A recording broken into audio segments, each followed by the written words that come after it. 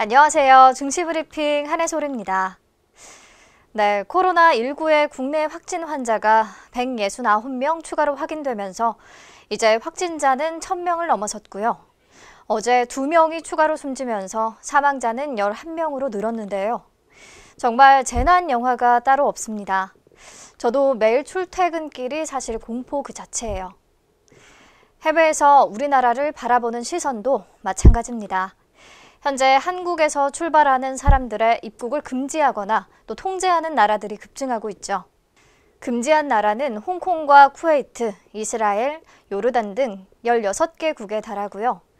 입국 절차를 강화한 나라도 마카오와 태국, 대만, 영국, 싱가포르 등 12개국입니다. 그리고 한국으로 여행 가지 말라고 경고하는 나라도 늘고 있는데요. 미국 질병통제예방센터 CDC는 불필요한 한국 여행을 자제하라며 여행 경보를 최고 등급인 3단계로 격상했습니다. 프랑스와 일본도 여행 경보를 2단계씩 올렸다고 하네요. 한국 증시 하루 반짝 올랐다가 오늘 또 다시 급락세로 출발했는데 개인 투자자들은 요즘 빚내서 주식을 사고 있다는 얘기를 들었어요. 저가 매수 기회라고 판단한 투자자들의 마음을 이해는 하는데요. 이번에는 상황이 조금 달라 보이기는 합니다. 코로나19 사태가 어디까지 갈지 도통 알 수가 없기 때문인데요. 한국 당연히 심각하고요.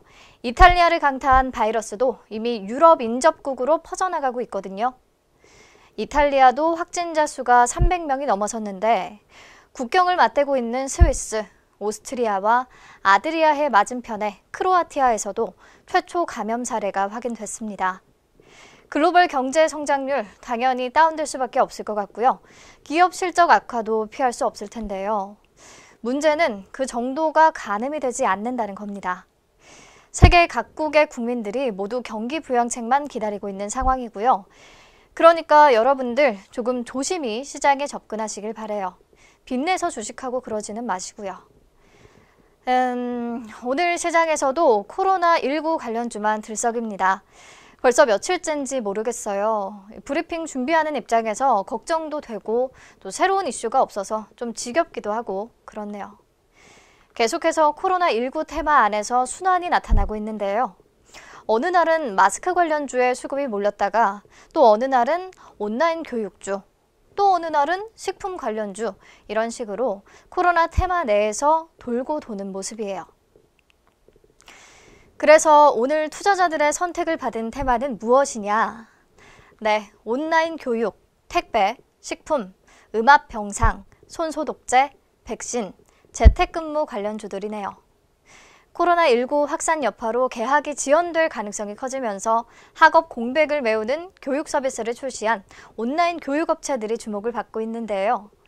아이스크림 에듀, YBM넷, 메가MD, 비상교육, 애니능률, 메가스터디, 디지털 대성 등 온라인 교육 관련주들 오늘장에서 일제히 강세네요. 그리고 실내 활동을 위한 온라인 배송이 폭증하면서 택배주들도 상승세입니다.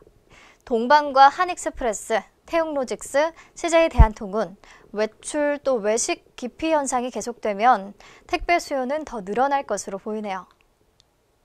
그리고 식품 사재기 현상이 계속되는 가운데 간편식에 대한 수요도 급증하면서 서울식품과 서울식품 우선주, CJ씨푸드 멈추지 않고 상승 그래프 이어가고 있고요. 사조 동아원과 한성기업, 사조 오양, 사조씨푸드, 사조대림 오름세입니다. 그리고 코로나19 확산으로 음압병실 부족 우려가 계속되고 있는데요. 음압병상은 기압차를 이용해 바이러스가 외부로 퍼지는 것을 차단하는 특수병실이라고 말씀드렸죠. 확진자가 기하급수적으로 늘어나다 보니까 이런 우려가 나올 수밖에 없고요. 그래서 음압병상 구축 역량을 갖고 있는 우정바이오가 주목받습니다. 게다가 코로나19 확진자가 머물러서 폐쇄됐던 고려대 안암병원의 공간 멸균 작업을 진행한 것으로 알려지면서 주가가 크게 뛰었죠. 그리고 음압병상 관련주로 꼽히는 한 가지 종목이 더 있는데요. MVH 코리아, 이 바이러스 오염이 제어되는 공간인 바이오 클린룸 공조 설비 설계 및 시공회사인 원방테크의 지분을 73% 보유하고 있고요. 삼성 서울병원을 고객사로 두고 있는 것으로 알려지면서 주목받기 시작했습니다. 손소독제 관련주, 한국알콜과 창해에탄올 오늘 다시금 급등세 보여주고요. 코로나19 치료에 효과가 있는 것으로 알려진 말라리아 치료제, 클로로퀸을 생산한다는 사실 부각되면서 BC월드 제약과 신풍제약이 다시 강세를 보입니다. 네, 마지막으로 재택근무 관련주인데요. 기업들의 재택근무가 늘면서 관련 서비스를 제공하는 알서포트의 주가가 급등세입니다. 회사에 따르면 원격 근무나 화상회의 등 재택근무 관련 서비스 문의가 이틀간 폭증했다고 하고요. 지금 추세대로라면 일주일 사이에 2배 이상 재택근무가 늘어날 전망입니다. 알서포트는 사무실 업무용 PC를 원격 접속하는 원격 제어 솔루션과 또 영상회의 솔루션 등 재택, 원격 근무 관련 지원 서비스를 제공하는 업체죠. 최근 이틀간 하락세를 보이다가 오늘 다시 급등 중입니다. 네, 코로나 관련주들 테마별로 정리한 표 다시 보여드릴 테니까 참고해서 정리해 보시고요. 다음 키워드 만나봅시다. 두 번째 키워드, 코로나 다음 테마는 항암제?